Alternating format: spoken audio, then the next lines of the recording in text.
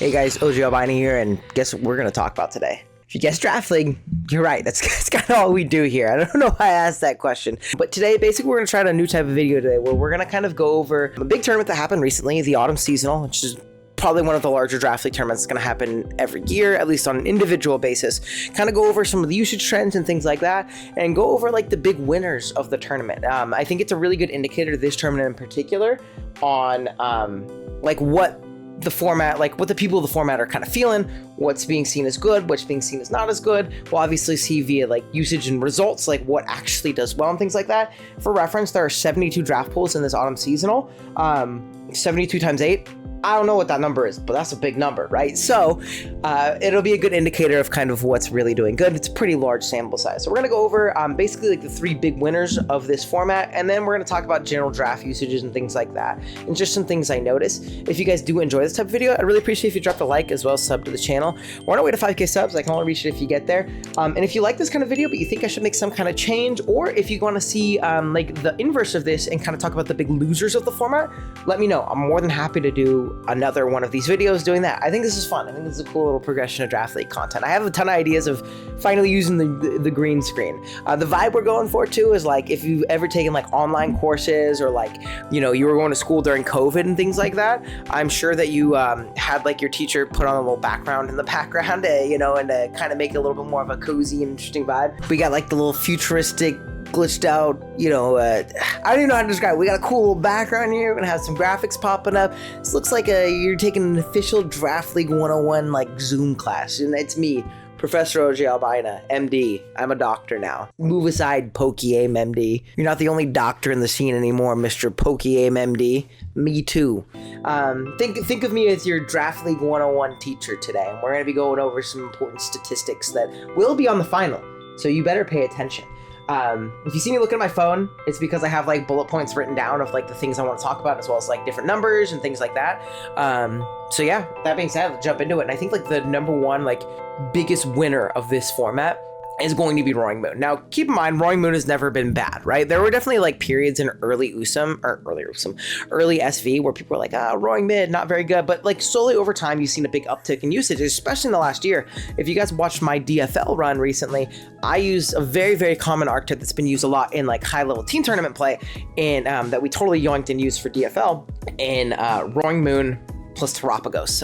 Absolutely incredible core. You go like Roaring Moon, Terap, mid-tier Tera, and then fill out the roles of the team afterwards. In my case, it was Gliscor plus Iron Moth, but there's a ton of different variations. You see Crowns, you see Muse, you see a ton of things like that. So I really love that archetype. Another archetype you see Moon on a lot, at least showing a lot of success with it, is going to be Dark Spam. So like Moon plus like some other really strong Dark type. I've used Roaring Moon plus Tinglu and Petron before as like kind of like a hazard stacky approach of that. I have also seen people use like Moon Zarude, and you'll see both of these archetypes did really, really well in this tournament, and I think Roaring Moon is a big part of that. For reference, the numbers, again, it's seen a big uptick because of the usage, I think, in team tours and having success, and it showed to have success here as well. So in the Spring Seasonal, which was the big tournament before this one, Roaring Moon still saw good usage. It was drafted in 38 out of 64 draft pools, which meant it was at 59% usage. Now, in the Autumn Seasonal, it was drafted in 67 out of 72 draft pools, which is a staggering number. I forgot to write down the percentage, and I can't do math in my head, but I'm gonna say it was pretty up there. I'm not sure why people were sleeping on Roaring Moon, to be honest with you. Maybe it's because it doesn't like immediately win the game all the time like a lot of other top tier options, but the reasons that are going to be good is like obviously the elite speed tier. Speed is like so important. Having that top end elite speed tier is so important in SV, and Roaring Moon's going to be one of the top guys for that job, right? On top of that, I think allows for really good draft positioning at the wheel. Like if you're getting this like early round 2 or even late round 1, you're going to be in a really good position later on in your draft. It also like really opens up those like mid-tier Tera options, which I think really does make your draft more flexible. When you draft guys like Tera Bolt, in particular is like the one that always comes to mind, where I feel like it's very good, but the archetypes that it's going to play well on are really restrictive in your drafting. Like you need your Treads, you need your Alamomola, you need things like that. Whereas with Roaring Moon, you can be very flexible in those Tera Captain slots. Like I said, I use Gliscor and Iron Moth, but again, you'll see Iron Crown, you'll see Mew, you'll see so many different options. this Pokemon's going to do really, really well with this. So I think that's obviously really good. And then obviously there are like the implications of, you know, the strong archetypes that it fits on really well in like Terapagos Moon with itself and Dark Spam as well. So really, really strong Pokemon. Speaking of those archetypes, by the way, both those archetypes made finals. I'll pop them up on the screen. It was Wildcat versus Manu, I think is how you say their name, or Ultraviolet is like their showdown / like Smogon name. Made finals on both of those. On the left side, you'll see, I mean, Manu's team was really ridiculous on the right. He had Terap Moon, but then also had like the Dark Spam aspect of having like Tera Zarude, had Gliscor. It was non-Tera Gliscor, which is very interesting. Both teams featured non-Tera Gliscor, which I'm a big Tera Gliscor guy. Obviously, it's still good without Tera, and I think that's one of the reasons it's a good Tera captain is because it can run non-Tera, and you can like use your other guy to Tera. But it's interesting to see nonetheless, right? Neither of them even chose to Tera them. But on Manu's side, really, really gross team. But Wildcat's team is still pretty solid. Still has some cool pieces. You see Tera Keldeo, and then like the Tera captain instead of Gliscor is actually Crest Talks. I'm not super big on that. I'd rather have like Tera Gliscor, Tera Keld, and like kind of fill out the pieces from there, but maybe the points didn't work out. You know, I didn't draft the team, and obviously they made finals, so they did good with it. Shout out to both players. I'm gonna spoil who won, so I'll give you a couple seconds. If you really want to go see who won that tournament, again, like you can find on the Smoke on Discord. I know L5 and Jason just did a stream, like kind of watching over it, and the finals game was really fun to watch. It was a really, really fun watch. But Ultraviolet or Manu ended up winning that one. So congrats to them. It's a really crazy tournament to win. There's a lot of players and a lot of rounds. I was eliminated like 2 months ago, and I almost made top cut, like, so it wasn't like I was, you know, eliminated super early. So yeah, I think that you know, the Moon is just kind of shown to be one of these elite options and such a versatile, like, you know, drafting and building piece. Again, going from just 59% used, which is still solid, all the way up to 67 out of 72, whatever that number is, I don't do numbers, is really impressive. So big ups to Roaring Moon in this tournament, honestly. Now, we just kind of talked about it too, but we saw Keldeo also see an uptick in usage. It's a Pokemon that, again, over like the last year, it's weird because looking at the spring seasonal usage, I'm not sure why it was so low, because I know Tera Keld via our good friend King L5 has been being gassed for like a year and a half now. It was a while ago that he started using this thing. At least maybe I have the timelines off, but in the spring seasonal, it was only used 16 out of 64 draft balls. It was only drafted, right? Which is only 28%. But then in autumn seasonal, it was drafted 46 out of 72. And I do have the number for that. That is 64% draft rate. So it went up, what is that, 36%, right? Am I doing math correctly? No, yeah, 36%, something like that. Yeah, 36, something around there. Really strong. It's a lot. Now, obviously, why it's still good? It's an elite Tera captain that isn't super required to be drafted early, which I think is a big upside to it. It's a Pokemon that is like right above that tier in that line of like mid-tier Tera captain. I wouldn't consider it like on the level of like Moth, you know, Moth Crown, things like that, which are like great Pokemon, don't get me wrong, but I wouldn't consider it to be like on the same level as those guys. I'd consider it to be a step above, but it also isn't required to be drafted in round 1 like a lot of the elite Tera guys, your Tera Torrents, your Tera Bolts, things like that. So really strong in that regard. It was also featured in finals, obviously, as we mentioned. It was on Wildcat's team. It didn't win, unfortunately, but you know, getting there is definitely a big thing. Typically, draft Pokemon that you'd see draft alongside of it, you'll see a ton of teams pop up over here, hopefully here in a second. But you'll very often see it pop up on teams with, you know, Pokemon like Meowscarada, and then like an elite ground and like Landorus or Iron Treads. Iron Treads obviously upside being like the removal aspect of it, the speed tier of the really good defensive typing, but Landorus being like a really good pivot to get in something like Keldeo very often. Obviously, Treads can do that as well with Volt Switch, but it finds a little bit more difficult positions to do so, whereas U-Turn isn't blocked by anything. I can always U-Turn with my Split F Lando after I get up rocks and get in my Specs Keldeo and click Specs Water Hydro Pump. You know what I mean? Or Specs Ghost Terra Blast, things like that. And then if you look at all these teams too, you'll see very often it was actually paired with Fezandipity. And Fezandipity had a very high usage rate. I don't know if I mention it later. I think I do mention it a little bit later. Fez was drafted a lot, and I'm not gonna lie to you, I think that Pokemon sucks. I hate Fez. It might be a skill issue. I might just not use it well, but I really don't think it's that great of a Pokemon. So the fact that it was like drafted so high shows you what I know, I guess. But it was drafted very often alongside Keldeo on more successful teams. You know, I didn't look at every single Keldeo team that was drafted. I think I pulled most of these teams from like people who made the last round of Swiss bare minimum, which means they had a very good tournament even if they lost, right? Because it goes to top 32. Again, there's 72 times 8 coaches. It's a lot of people playing, right? So if making top 32 is very, very difficult. And then these drafts in general, there's lots of versatility you'll see in the final few slots. Very, very common archetypes like at the top end of it, but as you get towards the bottom, there's a lot of crazy Pokemon here. There's a Tera Magmortar on one of these teams, on Burna's team. It's also a Mousehold. This Bobbert team is pretty chill. It has like Rotom Fan and like Dusknoir at the bottom. That makes sense, right? And then this team from Free Day, which did really well, has a Lapras and a Lycanroc Midnight on it. So like there's definitely some like pretty crazy variations on a lot of these teams in the final few slots as like those role pieces and support pieces. But Keldeo, winner number 2 overall, 64% usage, going up that much from 28. It's pretty crazy. Obviously, it's really, really strong for a reason, though, and it's been really strong for a reason. And then a winner number 3 is a Pokemon that I used recently in our One Last Ride tournament run on Wi-Fi a couple months ago. It was a Pokemon that I drafted for really, really cheap, and man, was it really strong.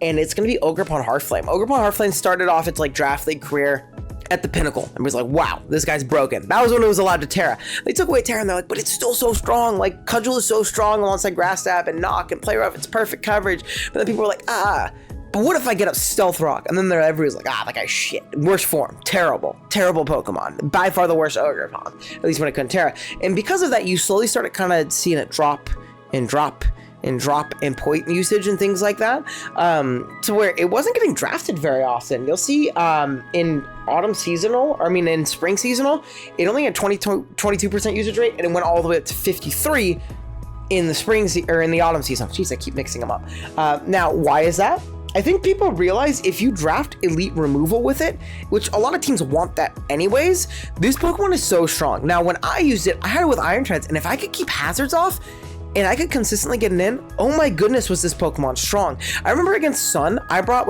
into 4 times resist Walking Wake and Terra Dragon Deoxys. I brought Mono Cudgel, like super bulky SD, kept rocks away, and my opponent couldn't do anything. It's so strong. Obviously, you still have Power Whip and you have Horn Leech. I know Jason in PPL Wi-Fi has used it really well with super fat sets. I think you can totally do so. The defensive typing is really solid. Its natural bulk is really good. It can Horn Leech or Synth up to recover itself, which I think is really, really cool. And again, it has elite coverage. Like Knock and Play Rough is really all you need alongside your stabs. It's really, really powerful. The problem is just keeping away hazards. You want to keep up hazards for yourself. And you can do that, and you can position it. Nothing consistently switches into this Pokemon. I genuinely couldn't tell you anything that consistently keeps this thing away. Maybe like a Fizdef Petron if you recover every time, because if you take a Cudgel or a Knockoff and Parting Shot as it switches, if it SDs again and hazards up, you're just dead. You know what I mean? It's a very, very strong Pokemon. You could pressure it offensively, but you also need Scarfers faster than 110 or Pokemon faster than 110. And often though, they won't kill the Ogerpon. It's very, very strong here. So yeah, we'll see. Now, as for Pokemon that it's going to be commonly paired with, like I said, elite spinners, the ones that come to mind that were very often drafted with it: Cyclizar, Tentacruel. Now, whether you want to say elite spinner or not, right, it's kind of up to interpretation. I used it with Iron Treads. I actually didn't find any super successful teams with it having Iron Treads. I did see a team with Terapagos, and I think that's cool because Terap always gets its spin off. Terap always gets, it's very hard to spin block Terapagos, in my opinion, and it's very good. It also facilitates Terap itself, so getting the spin off isn't bad, right? So I think it's very strong in that regard. You draft a lot alongside Hazard Stack too. One of these teams, you'll see this team from Chrono here has Ting Lu as well as Gold to spin block for yourself. It even has Webs and Galarians out. This is a really fun team. I actually like this team a lot with Terratoran. Really, really fun one. You'll see Flying Pan here has it alongside Gliscor, and it's a super fat balancey team. It's very interesting though. That is a non-Terra Iron Crown. It's just a raw Iron Crown. It's a little interesting, but I do like this idea of this top 5 core of Torn, Terap, Gliscor, Aloe, Ogerpon. You can really do some damage with a core like that. I really love the balanced core of Aloe, Gliscor. It's already so hard to break. You could also just throw in a Tinglu and it's the same thing, right? So really strong. You'll see it was drafted on a Terra Raging Bolt team as well with Roaring Moon. There he is. He's back. Lando, Tentacruel, Ogerpon Hearthflame, Uxie, Skarmory, and Terra Florges, which is pretty cool. And then Babel, another cool team right here. Again, pretty simple. It's that Torn, Tinglu, Gold, Cyclizar. pairing, and then you have Ogerpon, and then like really big balance piece like Toxic Mandibuzz, and then a really fun low tier Tera captain, Lucario. Like I know my Wi-Fi players and Wi-Fi watchers are like really excited about that one. Big Luke, who everybody swears is good, but it just isn't. But yeah, big ups for Ogerpon. Really big uptick in usage, and honestly is a really strong Pokemon. I'm glad to see it do better. And these are Pokemon like over like the last couple of months that you could like kind of gradually, if you're around the scene, you're around people, or at least in my like conversations with L5 too, these are Pokemon that he's obviously been gassing. He's big on Roaring Moon. He's obviously been big on Keldeo. And then when we drafted Ogerpon in OLR, that was actually like an L5 suggestion specifically. So yeah, pretty cool. Now, as for draft stats, I do just kind of want to flash them up right here. You'll see a picture. I didn't include the entire giant thing because I don't think, as big as my green screen is, I don't know if we can fit all that. To make Sunny's job easier. So you can see like Pokemon that were drafted 72 times out of 72. It makes sense, right? You have Val, Meow, Tusk, Treads, Bolt, and Torn. There's actually a pool where Tarop wasn't drafted, and I think that's very funny because that Pokemon's incredibly good. Now, things to note, obviously we see a very big cycle usage. Obviously it's not a Pokemon that people like don't like, but I think people really love the roll compression it offers. There's like Ghost Immunity, Solid Spinner, Regen, good speed tier. It was drafted 47 times, which is pretty crazy. Again, it was drafted more times than Pokemon like Keldeo, Pokemon like Zapdos, things like that, right? Crazy cycle usage. Another one that was very interesting to me though, it was drafted 60 times, but it's a Pokemon I've consistently heard nothing but bad things about recently, is going to be Goldango. I used Goldango for 1 week in DFL, and I actually really enjoyed it. I thought it was a pretty incredible Pokemon. I used Tera Goldango, actually, and it won me the game because it was Tera Water Defensive for a Palafin that I really didn't answer very well. But it was drafted 60 times. 60 times. It was drafted more than Pokemon like cycles that we talked about. More than Pokemon like Glowking, which people still gas for some reason. More than like Tinkaton, which is like a staple on like, there's always a team that'll love a Tinkaton. And there was a lot of teams that did not draft Tinkaton. It was drafted more than Alomomola, which is like Gen 9 Draft League Jesus. Everybody loves Aloe. And Goldango's getting drafted more than it, which I thought was very interesting because I've heard nothing but bad things about it, to be honest. Other low tier Pokemon, they're actually in the same like vein. They're not in the same one. But I kind of mentioned a little bit earlier in going to be Pheasantipity. Pheasantipity was drafted a lot in this tournament. I'm trying to find exactly which number it was. Yeah, 41 times.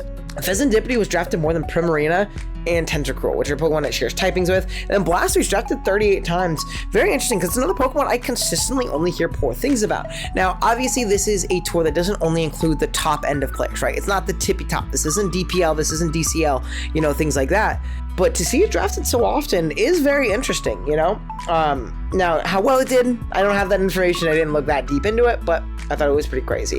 Then Pokemon like Hearthflame, obviously we talked about being on the rise big time, jumping up to 38 times, being higher than a Pokemon that fell off big time, and a Pokemon I actually think is really good, and I think it's major cope when people say it's bad, in Ogerpon Hearthflame. I absolutely... A Pokemon I actually think is really good in Enamorus Incarnate. I love Tera Enam. I think it's an incredibly strong Pokemon, and I think now people have such a poor opinion of it that you can very often draft it in round 2 and get even later. Sometimes I've seen round 5 Enamoruses, and I think Tera Enam is so strong. You get it with Pokemon like Great Tusk, and it's just really powerful. In Spring Seasonal, I actually used Tera Enam to great effect alongside Terra Hoopa. I had like Deoxys Speed, a lot of Pokemon that people just don't think are very good that I really like and end up doing really well. But yeah, it's crazy how far it fell from Grace. And then we obviously see a lot of the mid-tier Tera guys up there really high and being very prominent. You see Pokemon like Iron Crown. You see Pokemon like Iron Moth. The Iron guys, man, they're really good. Really high up there in usage, and really highly touted some of the better Pokemon. As you get like a little bit lower on this list, which I don't have here, you see more of the mid-tier Tera guys that also did really well. So definitely very interesting. Now, jumping on, I want to show Tera captains, the Pokemon that were Tera'd, how often they were Tera'd. Raging Bolt's a very funny one. It was drafted 72 times, and it was Tera'd 71 times. So if you're drafting Raging Bolt, please Tera it. It's not very good without. It's not a bad Pokemon without, but considering the price point that you're getting that Pokemon at and where you're going to have to draft it, do not draft Tera. Don't draft regular Raging Bolt. It's just not. It's not worth it. I promise you, it's not worth it. I've seen that a lot more times than I'd like to admit recently. Not in this tournament, obviously. It was only once, and I didn't even see it. So that's obviously very interesting. Now, I just mentioned Iron Moth is like a really good low-tier Tera or mid-tier Tera captain, but we'll see here that it actually was not Tera'd all the time. You see, it was drafted, what was it? So it was drafted 46 times total, and it was only Tera'd 27. So if I'm doing the math correctly, that's 19 non-Teramoth used. And I am kind of like of the Jason opinion where I think Teramoth is very good. I think non-Tera Moth is not very good, very bad. When it doesn't have the ability to Tera, it really loses a lot of its potency, and I don't think it's worth it. So it's very interesting to see that a lot of people use it. So again, what do I know? Obviously, these are like on like personal interjections and opinions, and obviously things like that. So who knows? Maybe I'm just completely wrong. There is a big 5 like very expensive Tera captains that like kind of dominated usage, right? You have Pokemon like Raging Bolt, Torn, Zarude. I'd count Keldeo up there, and then like Ogerpon, Wellspring, when it's drafted, it's Terran, and then you see all of those mid-tier guys. Pokemon like Iron Moth, which, you know, had still a lot of Tera usage, Gliscor, Iron Crown, etc. There was also a lot more Thundy T usage than I thought. That was a Tera captain that I actually used in this tournament. I used Tera Thundy T and Iron Moth. Let me know if you guys want to see my run. I think I drafted a really terrible team, and I kind of like just clawed my way to like a somewhat decent record, but it was not very good. So let me know if you could like to see like my tournament run for this. It wasn't great, and I usually kind of hold off doing like tournament runs if I don't perform up to my you know, standards. Again, it was still a positive record, but I think I was eliminated from top cut like round 8 when there's like 9 rounds of it or something like that. But yeah, very interesting. Pokemon I think that got like very little usage, so I think are incredible, especially if we're looking at these mid-tier Tera captains. My goat Mew, I will gas Mew up with Tera to the day I die. It is such a strong and incredible Pokemon.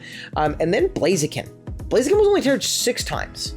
I think that's ridiculous. Blaziken should not be Tera'd the same amount of times as Sandy Shocks. All right? Blaziken should not be Tera'd the same amount of times as Crawdaunt, right? Or as Gengar, right? These are cool Pokemon. Don't get me wrong. I actually had a Crawdaunt on my team. It was like 3 points in the tournament, so I drafted it. It was really bad. It was getting old gens, and there was a couple matchups where I thought it was strong. I actually got OHKO'd by a Blaziken. When I tried to click Aqua Jet against it, it was Tera Fire. I like to try to click Aqua Jet, and then I got upper-handed and died, and then I lost.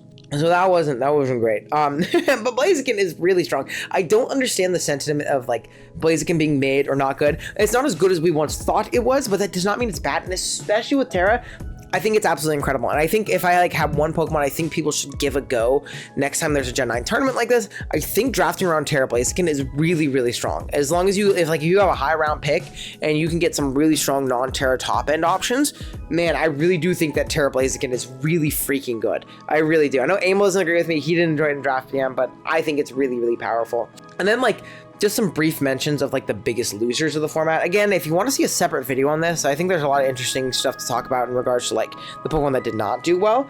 But the big ones in my mind are King Gambit and Annihilate. Saw like such a crazy fall off, and I think I mentioned that more so not as it's a surprise to like the showdown scene, because they actually haven't been very good in that scene for a while, but you'll see via the usage over here, they're really, really not used very often. And on Wi-Fi, they're still highly touted as some of the best and most broken Tera captains. They're very often drafted. I know Keegan is like the biggest Tera Gambit glazer of all time. It's my favorite, or one of my favorite takes he has. He has some really bad ones. But Annihilate is another big one. Like, I think Wi-Fi folks love Annihilate, and I think it's strong still. I actually used non-Tera Annihilate in a NatDex league recently, and it was actually really fun because it was super cheap. But yeah, these Pokemon just don't see consistent high-level play, and are just kind of have completely fallen out of favor. So I don't know, let me know what you guys think of this type of video. I think it's fun. We're kind of like, you know, you're getting a draft league presentation for Draft League 101. If you'd like to see more videos like this, like I have an idea of doing this for like the biggest losers, and then I have another one where I recently did like a big poll of like the top 10 mons in the format and got a bunch of votes from everybody and got a bunch of use stats, and like we have a ton of graphs made and things like that, kind of talking about like what people value as like top 10, and I like asked them through 30, so it wouldn't just be the top 10, it'd be kind of like the top 30, you know, seeing where guys ended, seeing interesting data points. I already have like a bunch of stuff written up on that. Let me know if you'd like to see that. Gen 9's obviously coming to an end, and I want to try and like do more cool, innovative things with Draft League content. It's not fun to just watch me battle every week, right? So like I want to go back to doing more discussion videos. I just recently graduated college, so I have more time on my hands now, which is cool. So I want to try and kind of come up with some new ideas and really spice things up going into Champions. I think this could be a really great time for Draft League to grow, and I want to be one of the people that helps do so. So let me know if you guys have any ideas, things like that. Any constructive criticism, let me know as well. If you guys did enjoy, drop a like. If you're new, drop a sub. I hope you all had a wonderful Christmas, wonderful holiday season. This should be coming out after Christmas. I'm recording it before Christmas. But yeah, I appreciate y'all. See you guys in the next one. Later.